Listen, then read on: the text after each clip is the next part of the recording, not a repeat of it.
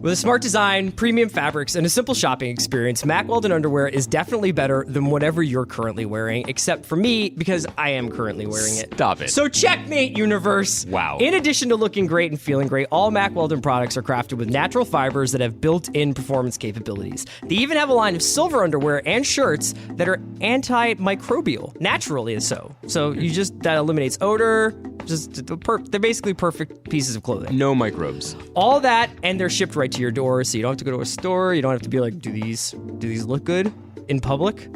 If you don't like your first pair, keep it. They'll still refund you. No questions asked. Go to MackWeldon.com and get 20% off your first purchase using the promo code WATCH. I need support staff to clear the room. Stand up and walk. Now. Hello and welcome to The Watch. My name is Chris Ryan. I'm an editor at TheRinger.com, and joining me in the studio, Allora, it's Andy Greenwald, Chef's Kiss. Oh, we're going to Italia this week. We're going to do a little bit of Master of None. We're going to do a little bit of, probably a lot of leftovers based on last night's roaring episode. Oh, that's a pun. And we'll also talk a little bit of Catastrophe today.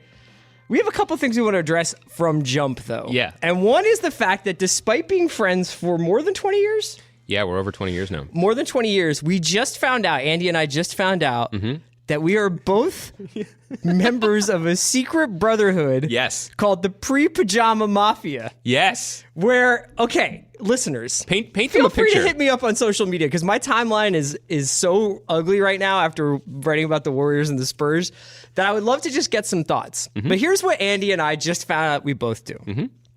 Go to work, you get home, and you change out of your work attire into a comfortable yet intermediate outfit. Yes, right. Like a full other outfit. Like cozy wear. Yeah, so you do the Mr. Rogers, but like the full Mr. Rogers, not just the cardigan, but you go different pair of pants, different shirts. Maybe some sweats, a tee. Whatever. And then there's the pajamas later on, which for me, is not pajamas per se. It was just like, I dressed like a tuxedo? like Tim Hardaway in 1996 to go to sleep. Like you're gonna have to keep going on that. Keep digging that hole. Basketball shorts. Oh, yeah. You mean his work attire? I recently started getting into doing my shorts like Alexis Sanchez on Arsenal, where he like rolls them up. Do you know that style? Listen, but I didn't know that this was a controversial opinion until my wife started roasting me for it. As does mine. And the more interesting thing here is that our wives have not joined up to Kenny Rogers roast us together. They didn't know. Here's the thing. Yeah. First of all, I'd just like to say, welcome to The Watch, the Ringer's premier pop culture podcast. Here's the thing.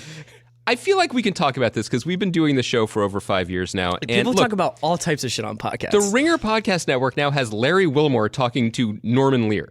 So we can talk about sweatpants. Yeah, sure. I feel like there's a lane for this. They've got that covered. They've got all the other important stuff covered. They're done.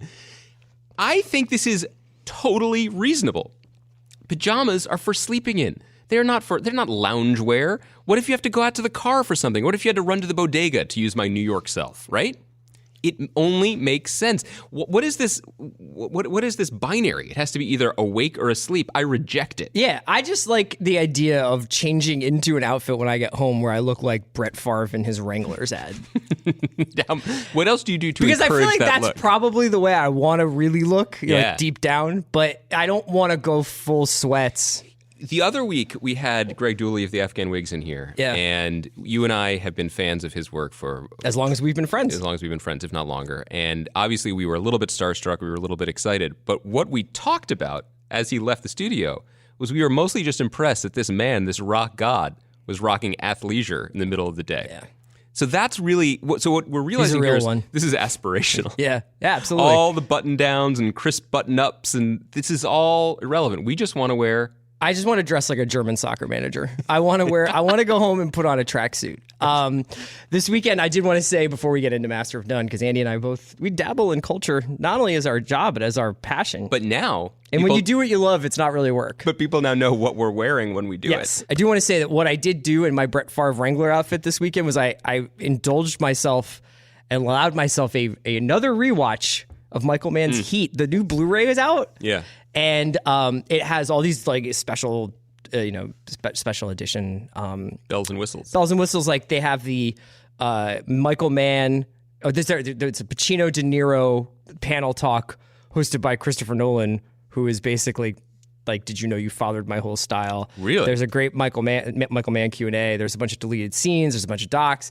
But not unlike Blade Runner, Heat is a movie that is so good looking that every time they're like, you want to improve it a little bit? Let's just improve it a little bit. You're like, yes. It's not, because it seems like it just gets deepened and widened and more beautiful and detailed with every restoration and every advance in technology. For some reason, as a source material, it keeps actually looking better. We were a little bit spoiled because that movie came out when we were seniors in high school. Yeah. And I walked to the theater twice in a blizzard. I was like, I think this story gets more and more. I was ornate about to as I give get you older. that story because we just alluded to being friends for 20 years. We met in 96. One of the first things I knew about you was that you had walked back and forth to like Penn's Landing, right? Not Riverdale. What was Riverfront? Yeah, the riverfront, like Columbus Avenue. Right. So Boulevard? Columbus. You walk to the river, basically, from where you lived by the art museum. In my memory of it, it was more than 2 times just to twice. see Heat in the theater. Yeah, just twice. To print the legend. This is how much this movie meant to you. But this movie, I know I'm sounding like this is the Stefan review, but this movie literally has everything. Yeah. It has intrigue, gun battles, Val Kilmer's ponytail. Hank Azaria. It is such a rich Brenneman. text of a film. And there was a moment when I think I took it for granted because I was like, well, there are always going to be movies like this. Of course, you could just get the complete. You could make the Golden State Warriors cast, basically, of a film, and have them do just ill, savage shit in a movie for 3.5 hours and have it look beautiful. Apparently, you can't do that unless the cast are actually emojis. Yes, because that's what we do now with movies. So it's exciting to hear that you've returned to this. I feel like, I mean, I haven't listened to this podcast yet. Talk to me about it. Me and Bill's pod? Yeah, it was Norman. We did it a while ago. Was Norman Lear on it? Yeah, it was Norman Lear's cousin Sal. No, it was. We just broke down all the lessons you can learn from Heat. Waingro, is that his name? He's a character in it, yes. Ted Levine. But it's just like it's an incredible version. It just recently just came out on Friday, I think. But that's a character in the film. Yeah. I know. It's pretty awesome. I know that you spent some time with the Paramore record. Look, I'm just saying, I love new music. I still love new music. You don't feel that way. I do. It just takes me a while to catch up with everything that's out there. I was going to say, this new Paramore record, we talked about them the other week. I wasn't really feeling that first single because it was a little bit bleached blondie. Because it wasn't on that where the lines overlap ish. We were throwing it back, but the rest of the record, very nice. Yeah, very nice. Little lilting 80s grooves. But Haley's feeling things now. There's a song on there called 26, and it's about that's a tough year for some people. How does that make you feel, Grandpa? No, but I mean, there is a lot of good music coming out right at this moment. It's very exciting. Maybe we'll throw a playlist up there. I'm completely in love with a band from Australia called Rolling Blackouts Coastal Fever, which is, don't laugh, because a band is good when they had 2 good names for their band and they were like, fuck it, we'll use both. Right. There's how do you feel about? What do they sound like? Sound a little bit like a rockabilly Go-Betweens. Oh, okay. How do you feel about that? That's fine. They're on Sub Pop. I love this record. I love this EP. How do you feel about Haim? Remember those ladies? How do I feel about Haim? I feel like Haim's good at being Haim. They're so good at doing that. Yeah. Their new song is so good at being a Haim song. I love it. This woman from San Francisco, Hazel English, has new songs out. Like, there's good music. Bleachers, our boy Jack. Yeah. He's just bringing back souvenirs from Hitsville, USA, man. It's a good time for records. I really like Draco by Future. You just really listen to... So let me see. You put on your athleisure. You turn off the lights. I listened to a playlist of AC/DC that I made that are like, it's like Powerage and Highway to Hell. Yeah. And For Those About to Rock. And then I also listened to Cymbals Eat Guitars a lot. Wow. And I listened to this is good. Yeah. Because I read an excellent interview with the music supervisor of Master of None and Vulture. Oh, yeah. I've been listening to a very long Larry Levan, like Paradise Garage playlist. I love that. So that is the musical vibe that they were kind of going for. It's terrific. On Master it's of None. It's a great vibe. An unappreciated vibe. Let me also just say, before we get into talking about Master of None. Yeah. If we're being totally honest, I mostly just listen to the Moana soundtrack because that's what my life is. Could be worse. Yeah, could be Frozen. That's the only other thing we listen to. So, Chris, I have one question for you. Yeah. Do you want to build a snowman? No, I want to learn to make pasta. Yes, let's talk about that. I want to be there are a lot of reasons to watch television shows. Whoa, you're just cranking it So back. you can watch television shows because the plot is compelling or the performances are excellent, and hopefully both in the writing or the dialogue or maybe the world building.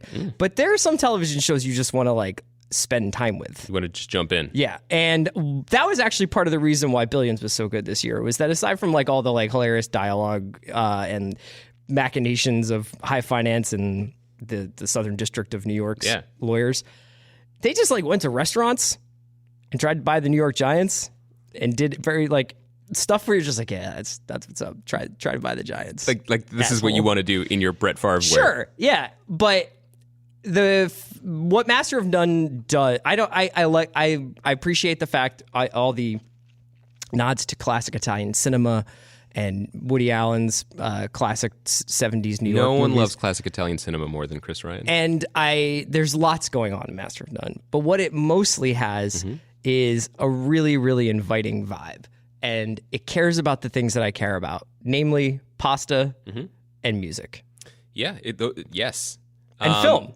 Those are three things that I love. I love pasta, music, and film. You love the show. Yeah.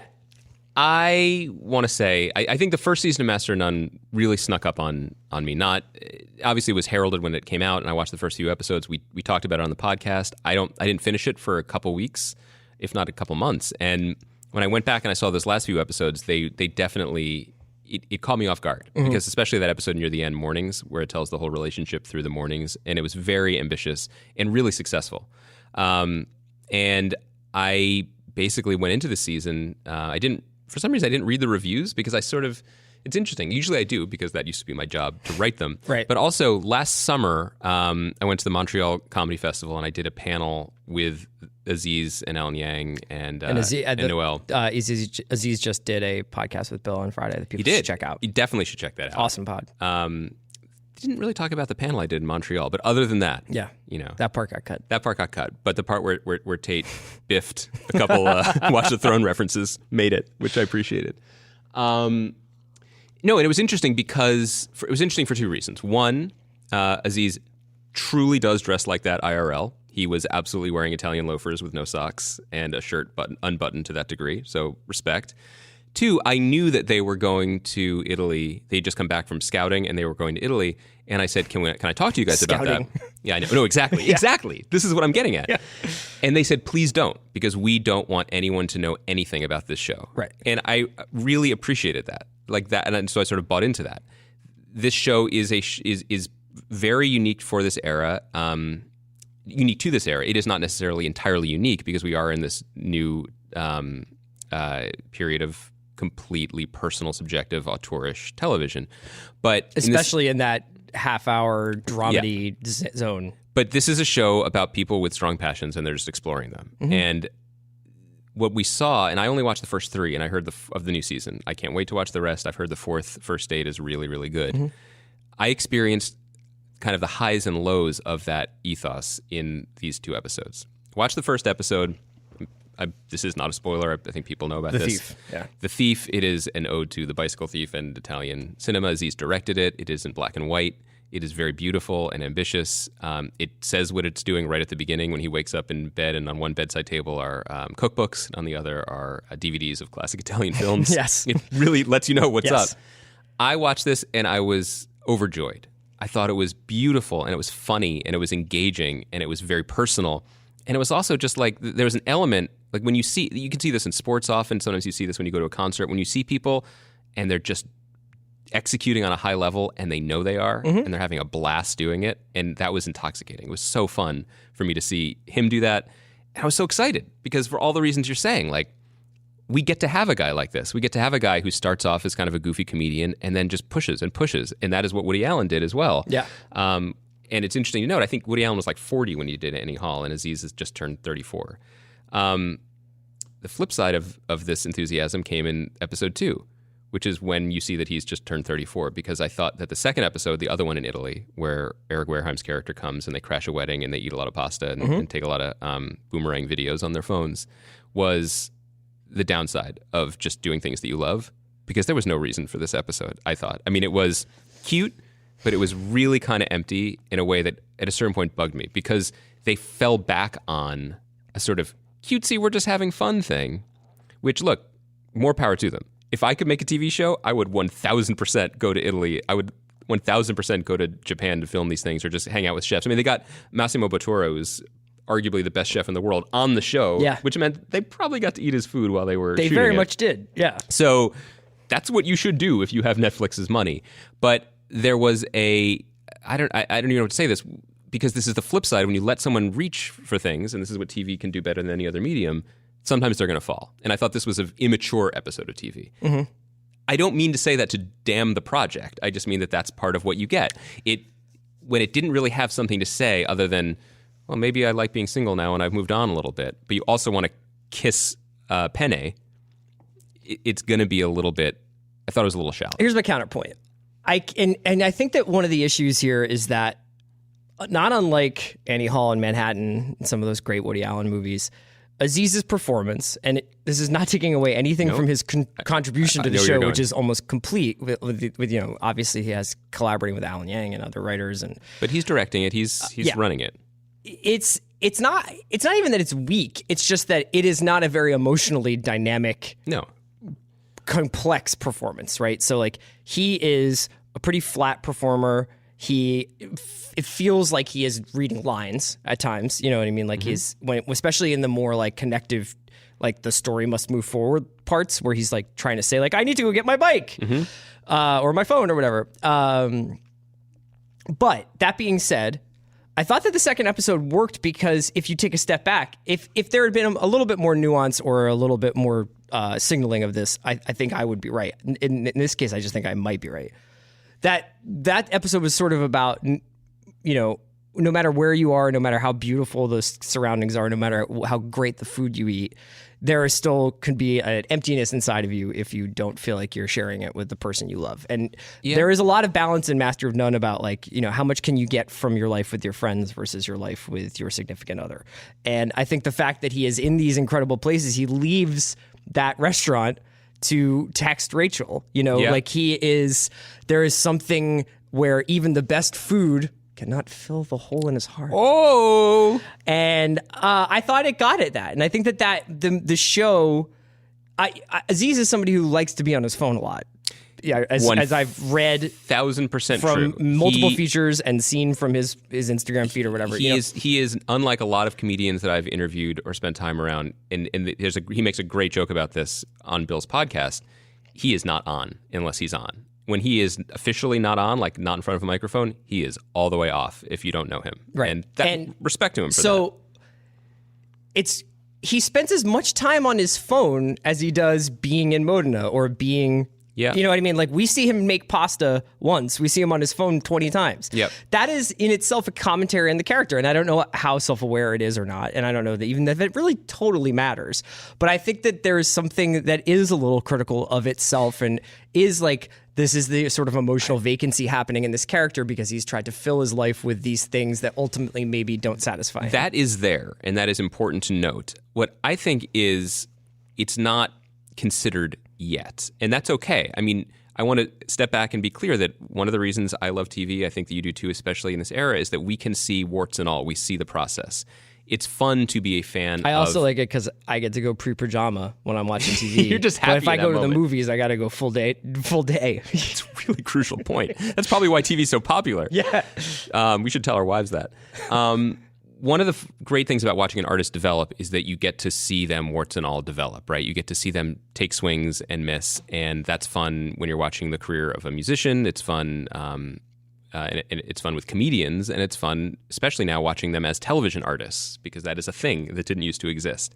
I think that one of my frustrations about Master of None is in some ways not really legitimate frustration, or it's a impatient frustration, because I'm so impressed with what Aziz is doing and Alan Yang, like the way they've taken hold of this opportunity and what they're using it for, what interests them. We in the interview with Bill, Aziz talks about how he's taking these hiatuses, and he really did move to Italy for 3 months to learn how to make pasta. He moved to Tokyo for 3 months. He did crash language courses. Did he go to Japan to learn how to make pizza?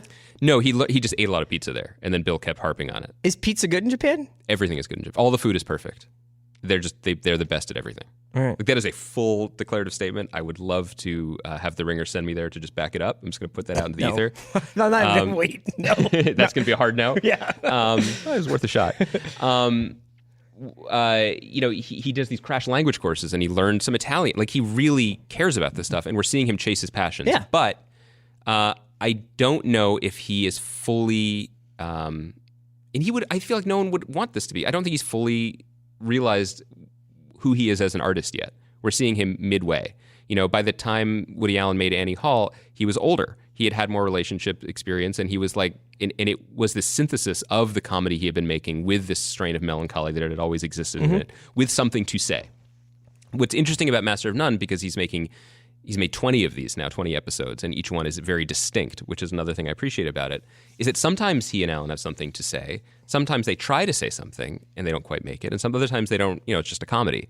That's that's what it should be. But I do notice that in the early going, sometimes they bump up against something pretty profound or interesting, and then they back away.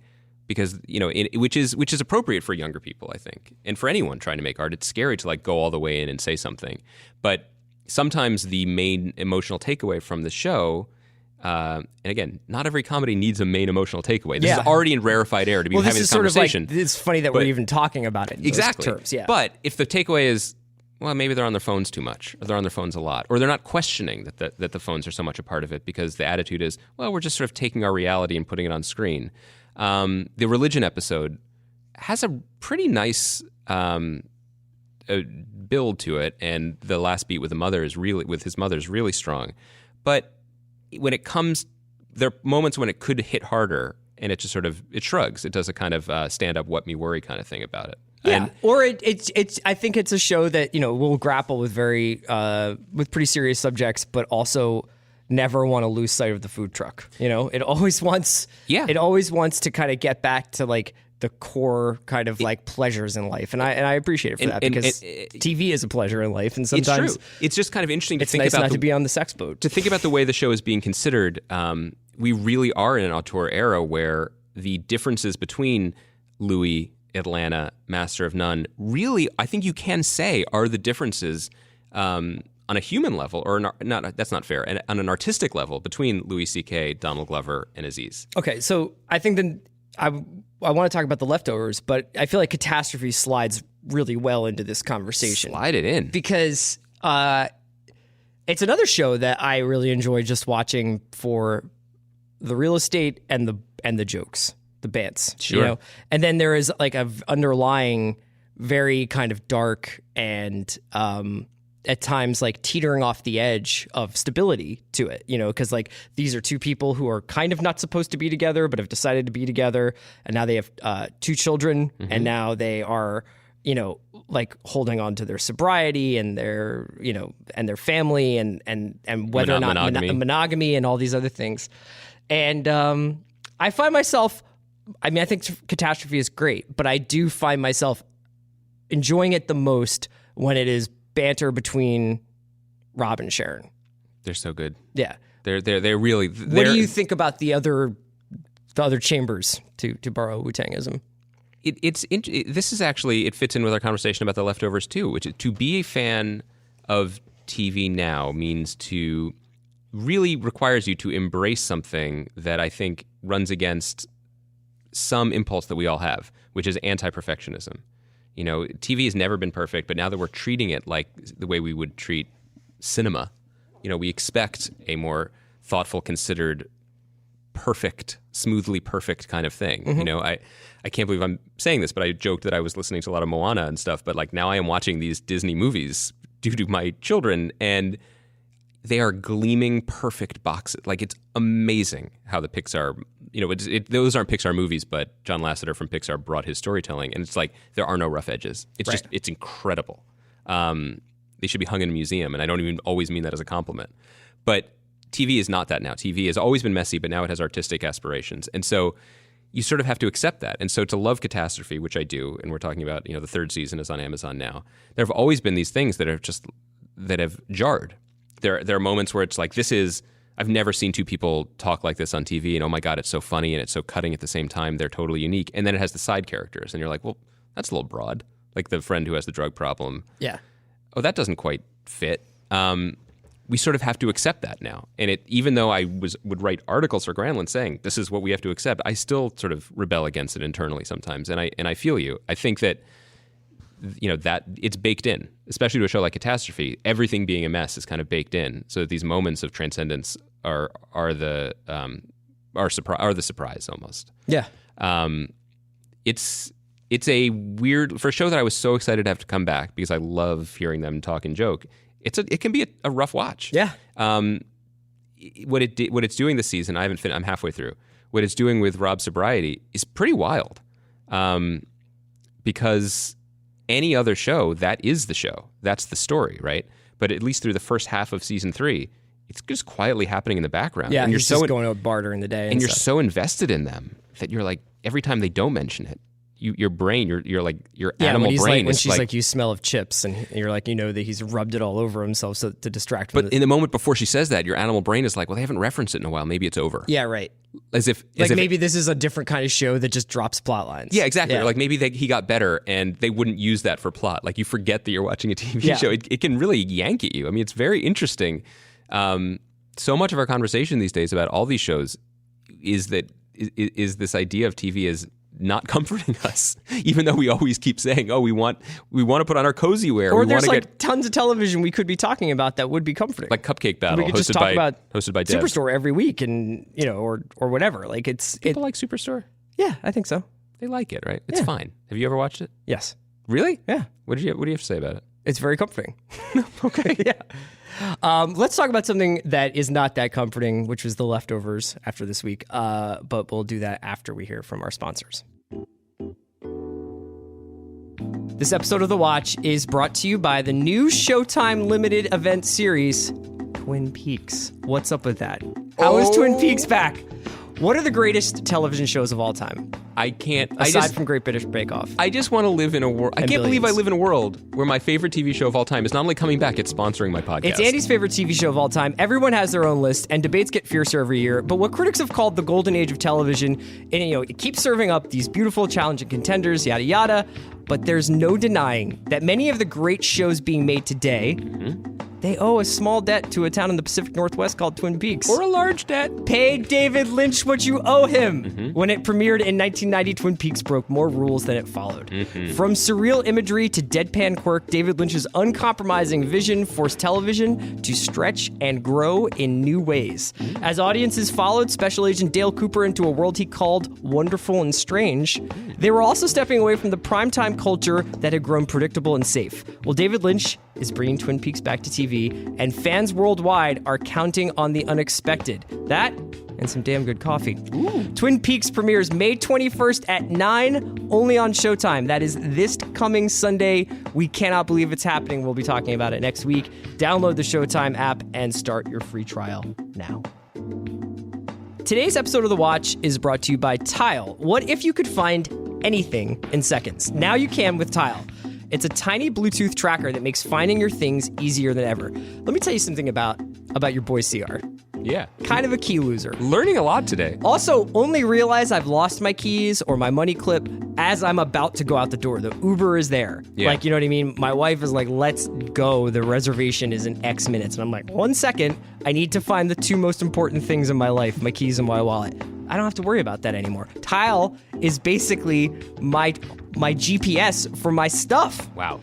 Finding your things is easy. You just open up the free Tile app on your phone and you see your lost item on the map. Then you quickly find your item by making your Tile ring, and it'll be back in your hands in seconds. So it's just like your keys are in the couch cushions. Yeah. Ding, ding, go get it. If it's your phone that's missing, you just double press on your Tile, like on your keys or whatever, and it'll make it ring even if it's on silent. Every day, over 2 million lost items are located with Tile. Join the millions who have used Tile to find their lost stuff. Get yours today at gettile.com/watch and save up to 30% on a Tile multi-pack plus free shipping. And because Tile makes the perfect gift, for a limited time, get a free gift box with a multi-pack order. Go to gettile.com/watch. That's gettile.com/watch. Find your stuff. We are back. Let's talk a little bit about the sex boat. And The Leftovers. The Sex Lion! Lion! I want you to start. Because I'm still trying to articulate my feelings about this. But what you have to deal with when you're talking about, especially these last few episodes of The Leftovers, which we last night was 5, and there are 8, is the fact that the scrutiny is going to be kind of ramped up a little bit, and I think people are going to start talking about endings a little bit more, and you're also going to get Damon Lindelof, who was nice enough to come on our podcast and talk a lot about this season. He's been talking a little bit more. There was an interview on Vulture last night with Matt Zoller-Seitz. More than an interview. Yeah, like quite a bloodletting, quite an exchange. conversation. Yeah, which you can detail. And so I think that the way we talk about the show and the way that people understand and view the show is going to change from now going forward, right? Because these are the closing arguments. Yes, and it's interesting that, I mean, this is a show that the show is about struggling with and maybe rejecting narrative, despite the fact that that's what TV does. That's what religion does. You know, you want to put a bow on it. You want there to be a God telling you it's okay. You want there to be a story. I don't know that there's a story here anymore. Not in a bad way. I just don't know that there is a single story that is being told. I mean, I suppose it is the fate of Kevin Garvey or the family or the fate of the world after this happened. It could be any of those things, right. You know, and that's something that is so exhilarating. We sort of talked about this briefly when we spoke to Damon this time and when I spoke to him last year. Season 2 ended with an ending, and then what do you do next? There's always a little bit more, you know, that you could play with. And 8 episodes is, as it turns out, not very much time to do it. Hard to talk about this week's episode without talking about last week's, and we didn't get to it last week. Last week's episode was Good Day Melbourne, and that was the Nora and Kevin go to Australia and then completely fall apart. I struggled with that episode.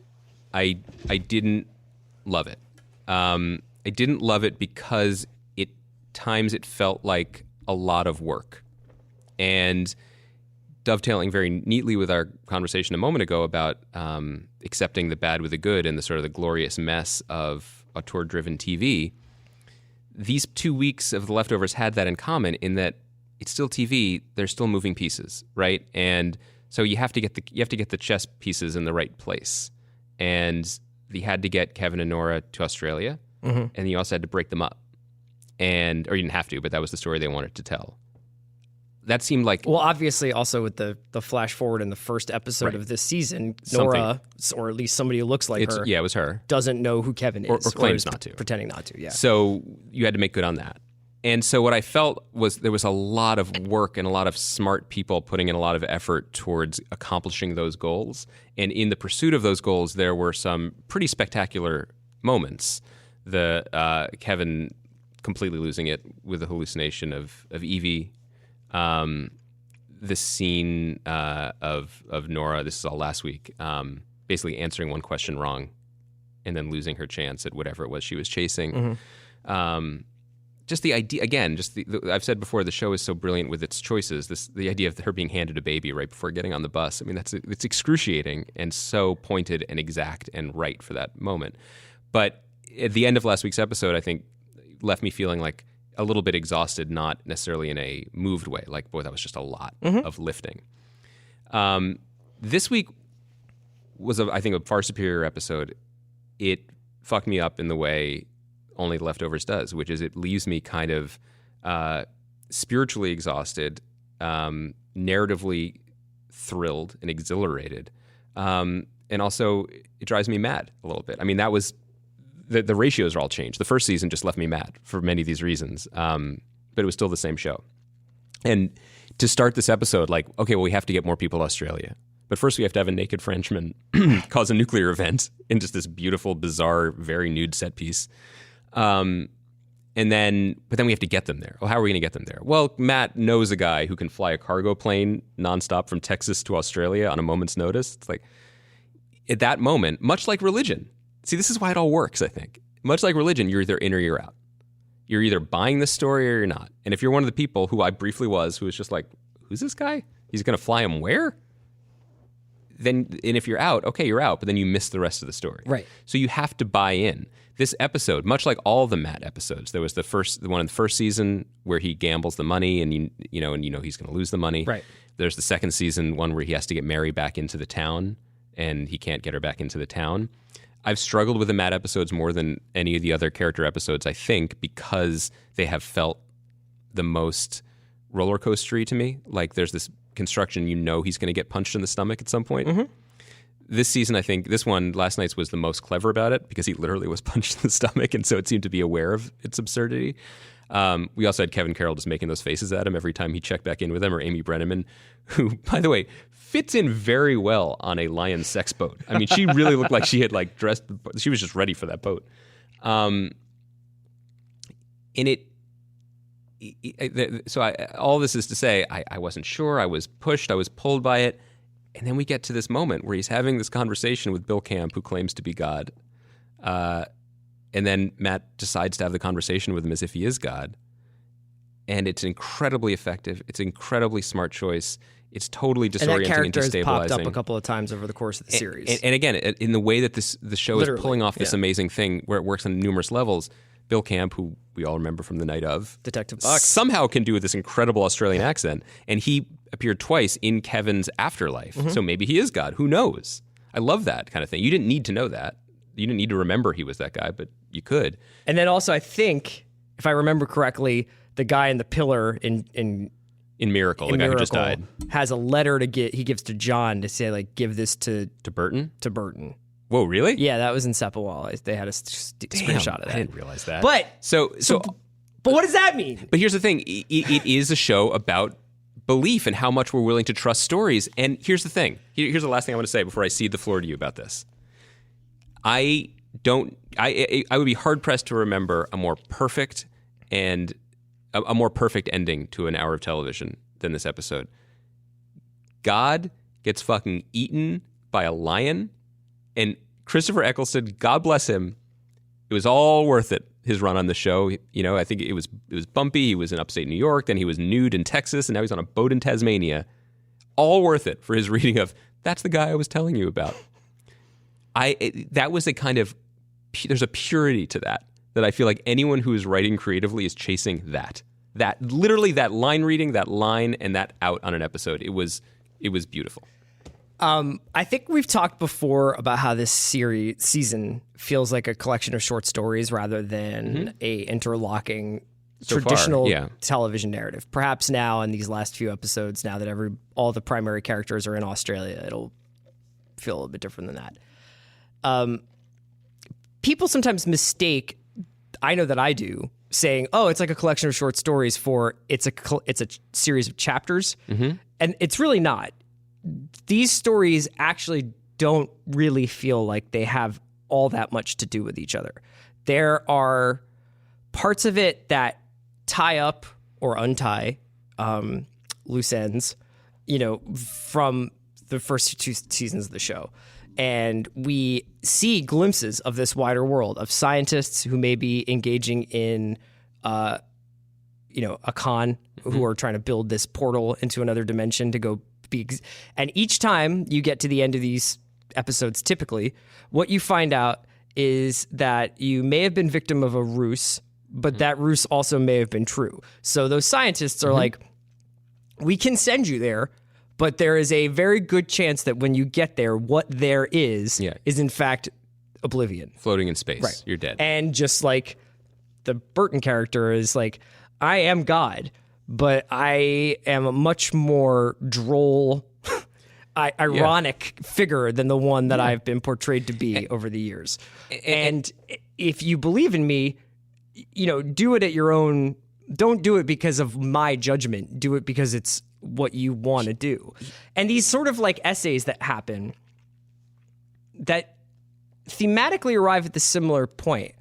But I do think that, and I think I'm transmitting the frustrations of other people I know who are watching this show, is that all these metaphors and all these fables and all these allegories are actually, while interesting, not getting anywhere when actually the second season did a lot of work to take us somewhere. And that it's not that it's undoing what was good about the second season, because I still happily watch the show and enjoy it. And, you know, you can't make what happened last night unless you're incredibly good at making television.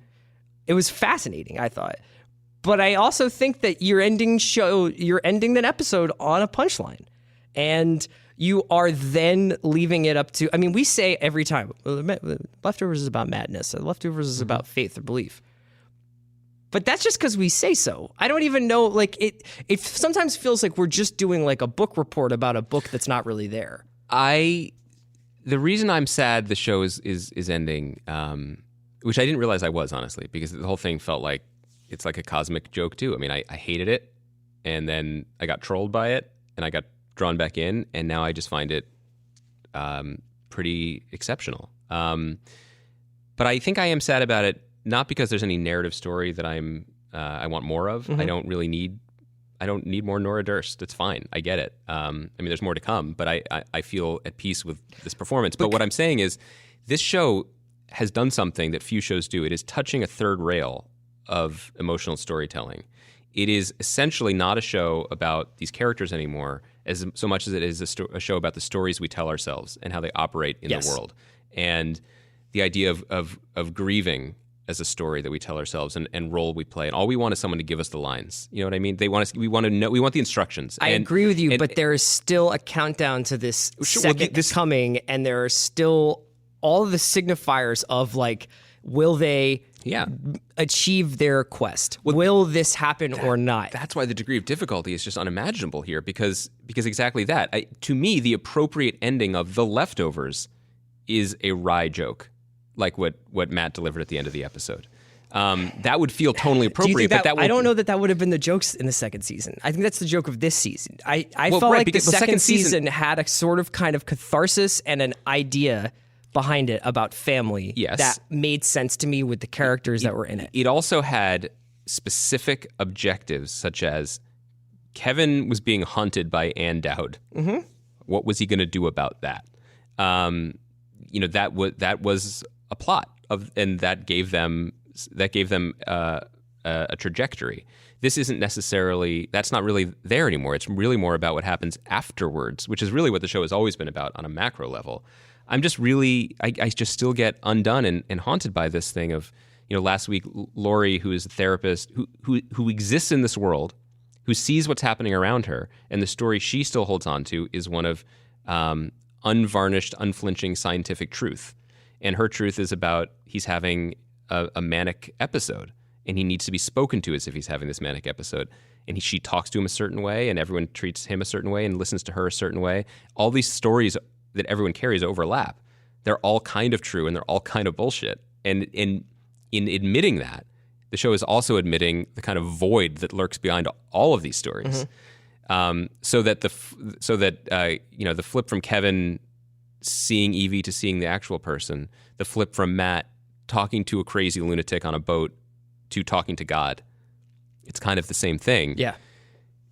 The amount of thoughtfulness and consideration and artfulness to even get to this point where we're vibing off that. Yes, that's right. That makes sense to me. That's pretty exceptional. And it's the other layer of interestingness to put onto this, or is worthy of conversation, I think, is the conversation with Matt Seitz you referenced. Because what came out after the episode aired last night was that Damon had said to Matt Seitz is the really excellent TV critic for New York Magazine and Vulture, that this episode was in many ways inspired by him. And this was, I'm sure, as totally bizarre and unsettling to Matt as it was when he said that our podcast inspired the opening of season 2. It also led to a much deeper catharsis in this conversation than we had probably with Damon, because he was just literally fucking with us as opposed to trying to chase something.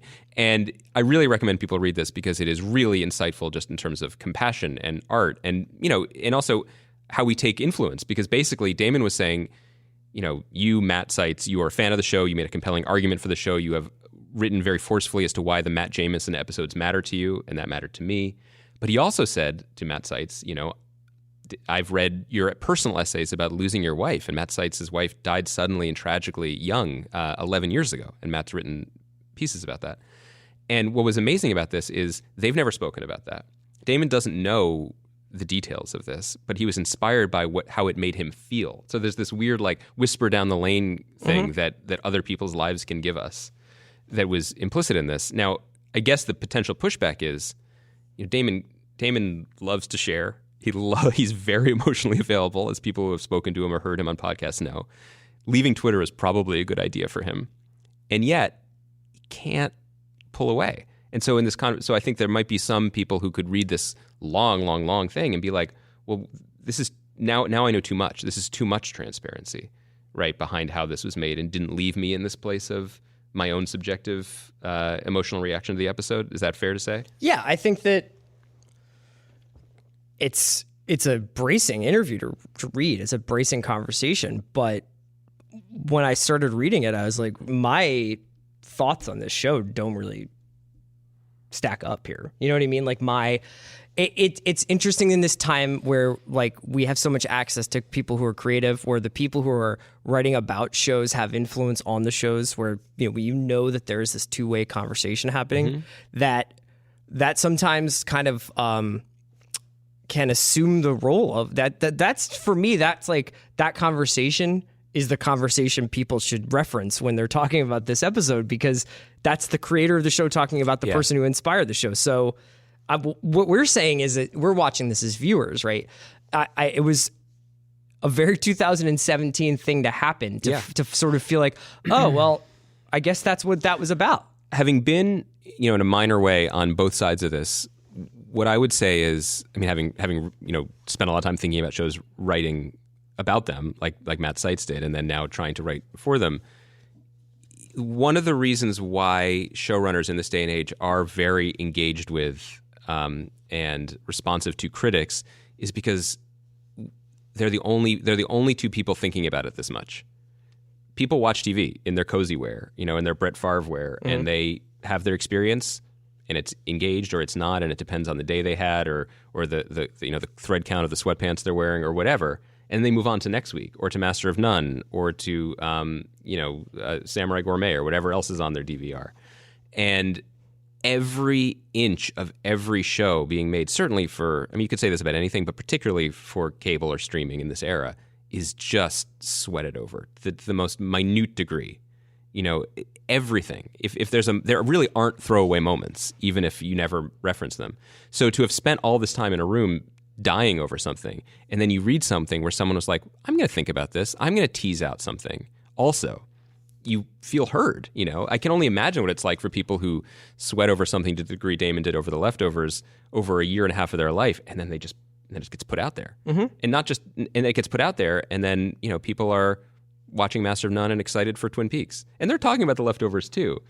But to have someone be like, I hear you, and I'm ready to have this conversation with you. The truth is, the showrunners and the writers, they're like, bet, like, we've been waiting to have this conversation with someone in public for a year. Yeah. So I don't think it takes over. I don't think that should be the defining version of it. Everyone's own interaction with it. I'm not trying to sound like, well, you robbed me of my agency to have an opinion about this episode. I think it was more that I'm trying to piece together what this show means to me, and that was a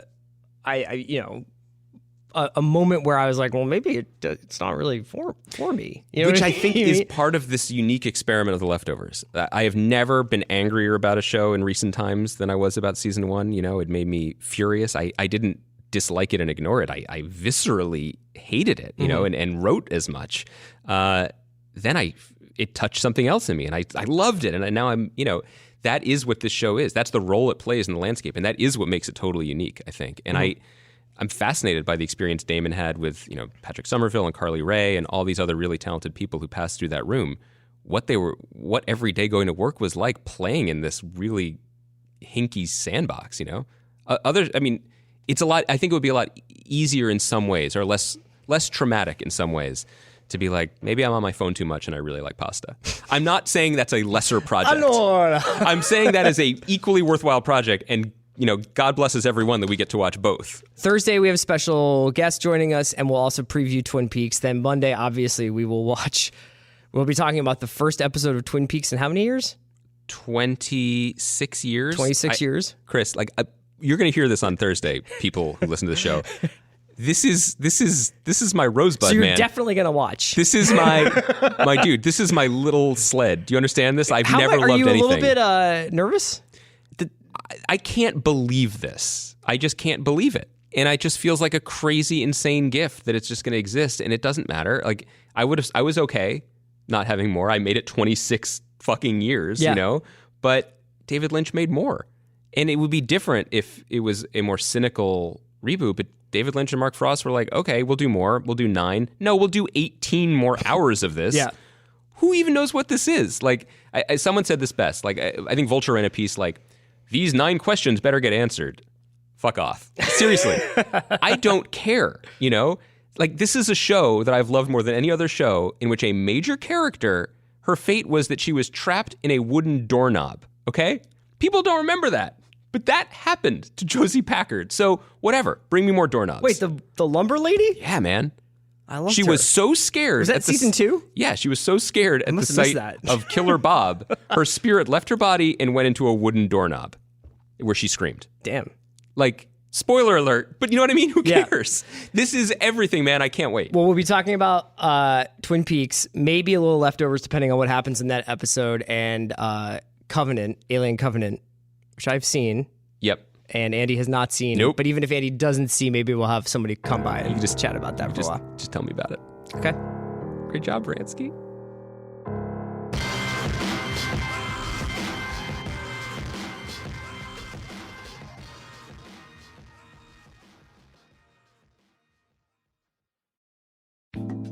Today's episode of The Watch was brought to you by Tile. Protect the things you use most with Tile, the convenient, tiny Bluetooth tracker. Simply attach Tile to anything you don't want to lose, from your keys to your wallet, even your bike. Then use the free Tile app to locate your missing items. Act now, get free shipping, and save 30% per tile on a multi-pack for a limited time, and you get a free gift box. Go to gettile.com/watch. That's gettile.com/watch. Today's episode of The Watch was also brought to you by Twin Peaks. 25 years ago, Twin Peaks was a pop culture phenomenon that captivated America, and it changed TV forever. Everyone was asking, who killed Laura Palmer? And starting May 21st, the story continues in the new Showtime limited event series, Twin Peaks, directed by David Lynch. Kyle MacLachlan returns as FBI Special Agent Dale Cooper, along with more original cast members in their unforgettable roles. Twin Peaks premieres May 21st at 9, only on Showtime. Download the Showtime app and start your free trial now.